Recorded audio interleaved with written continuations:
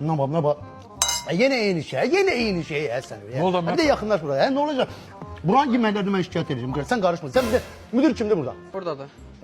Çağır görüm onu burada. Ama ben müdür neyse ayıp değil mi? Kardeş buran yemekler ben xitayıq ve bu kadar olmaz. Her yeri şikayet edeceğim. Koy böyle tedbir görsünler kardeş. Ama lazım, Sen ayıp karışma. değil mi? Sen karışma. Sen karışma. Müdür bir de yakınlaşın. Bir de yakınlaşın. Buyurun qardaş, şikayətiniz nədəndir? Şikayetim yemeklerden. Nə olub bu yeməklərə? Ne olacaktı? Böyle tatlı yemek pişirirler.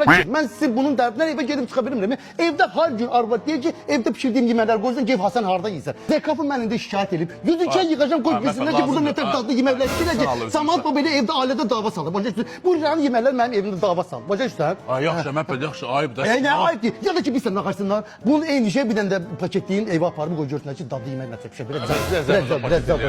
Rezzal. Mən xətin qalan. Ay o da gayrı ne Anne, bir haber Kıtaya sen yıkılmışım. bak. Esin bir de kıtaya yıkılmışım. Ay, ben şikayetimi almışım. Ne ne bu yine var. Bu yine var.